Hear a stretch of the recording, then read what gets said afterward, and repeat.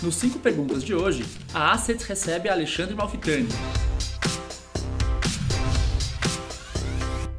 O executivo possui vasta experiência no mercado de aviação e hoje é o atual vice-presidente de Finanças e de RI da Azul Linhas Aéreas. Graduado em Engenharia pela USP, MBA em Kellogg e certificado pelo CFA, Malfitani fala sobre os desafios da aviação no Brasil, os desafios de um CFO em uma empresa brasileira e como seu conhecimento em finanças contribuiu para estruturar e gerir um dos negócios da companhia.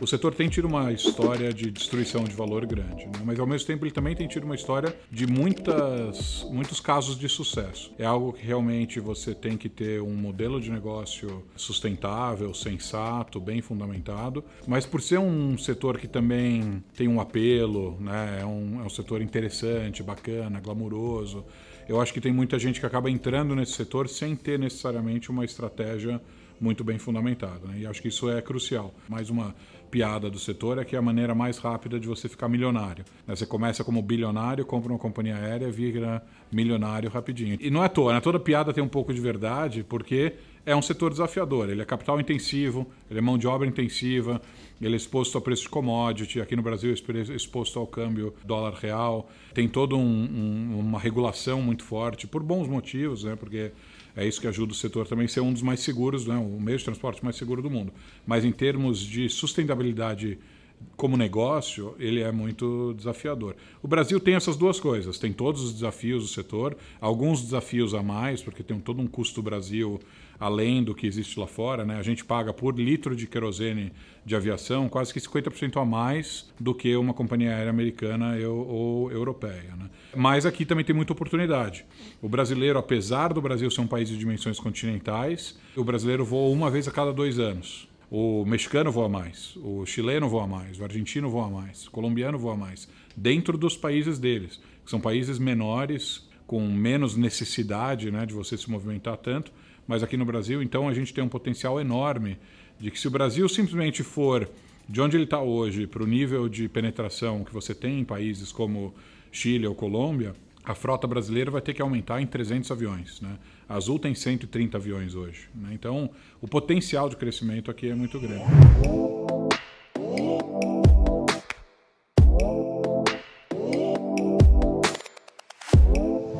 Algumas coisas que a gente percebeu, por exemplo, os americanos ficaram surpresos aqui no Brasil de que o brasileiro não confrontava muito e não era muito assim direto em dizer não quando a ideia que eles estavam dando, quando a iniciativa que os americanos queriam perseguir, não tinha chance nenhuma de sobreviver, né? Os americanos também são muito de confrontar, né, que é o lado oposto, e eles acabavam confrontando de uma maneira profissional, mas que às vezes os brasileiros levavam no pessoal. Demorou um tempo para o pessoal entender que falou assim, não, eu estou falando que a ideia é ruim, mas não estou criticando você pessoalmente, né?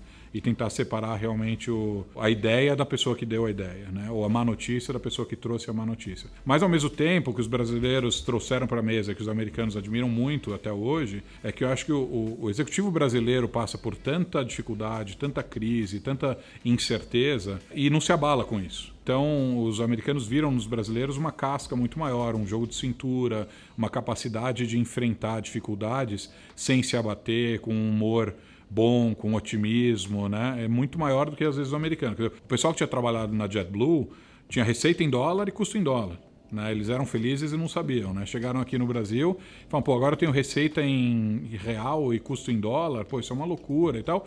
E os brasileiros meio que, cara, é assim que a gente vive a vida inteira, né? Volatilidade cambial faz parte do nosso DNA. Crise econômica faz parte do nosso DNA, porque no fundo não é quem está certo, né? É o que está certo, né? Então você pode pegar vários jogadores e cada um trazer para o campo o que tem de melhor, né? Assim que você cria um time vencedor.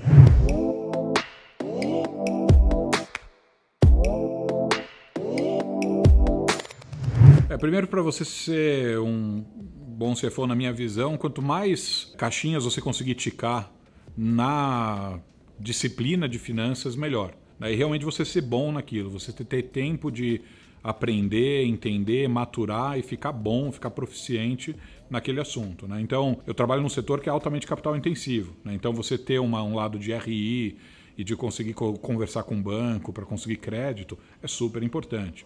Talvez se eu trabalhasse num setor que tem capital de giro negativo e eu nunca precisasse pedir dinheiro emprestado, ou nunca precisasse pedir investimento de um acionista, talvez eu não ia precisar tanto dessa característica, né?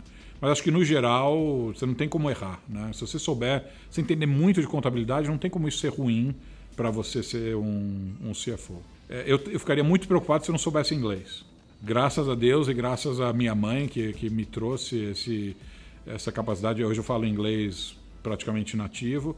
Pô, isso é super valioso, né? A gente tem que fazer roadshow, eu tenho que ir para os Estados Unidos, para a Europa, para falar, explicar o caso da Azul em inglês, né? E já é difícil você explicar um caso novo, uma empresa nova, um setor novo, um país novo. Se você ainda tiver a barreira da linguagem, isso vai ser muito complicado, né?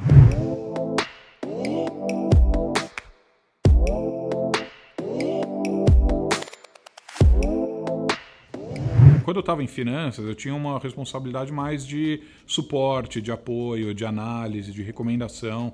A hora que você tem a responsabilidade por uma unidade de negócios, você tem responsabilidade pelo P&L. O sucesso daquela operação depende de você. Como alguém que veio de finanças, eu tinha que trazer uma capacidade analítica, uma capacidade de modelagem, uma capacidade de tomar decisões fundamentadas em fatos e dados, mas eu também comecei a ter que fazer recrutamento, né, estrutura organizacional, cultura, marketing, né, vendas, fazer muita venda. Nosso negócio, principalmente lá no começo, era muito B2B, né, e é um trabalho de formiguinha, um trabalho difícil, um trabalho de relacionamento, que como um executivo puramente de finanças, eu ainda não tinha tido a oportunidade de exercitar, né? Então, o que eu aprendi em finanças foi uma coisa muito orgânica, gradual, ano a ano. Mas a hora que eu fui tocar uma unidade de negócios, saí da minha zona de conforto e realmente é aí que você cresce, né? Então, a curva de crescimento, a curva de aprendizado foi bem mais inclinada no Tudo Azul do que tinha sido no resto da minha carreira. Eu sei que quando a gente é jovem, a gente quer crescer rápido, a gente é ambicioso, a gente quer, né, ganhar a corrida e chegar na cadeira de CFO o mais rápido possível. Se você pega e aproveita essas oportunidades laterais ou diagonais, mas quando você chegar na carreira de CFO, ou na carreira que você estiver buscando, de CEO ou de algum outro cargo desses, se você tiver passado por mais posições laterais, quando você chegar lá, você vai ser um profissional muito mais bem formado, né?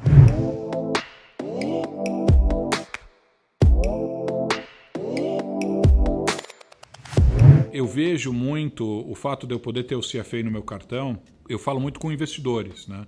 E com investidores que são CFAs, né? Então, o pessoal, tem muito analista que olha o papel da Azul, que modela a Azul, que analisa se ele vai recomendar um investimento em Azul ou não, que é CFA. Então, eu acho que isso já cria uma certa proximidade, uma certa empatia, um certo vínculo, né?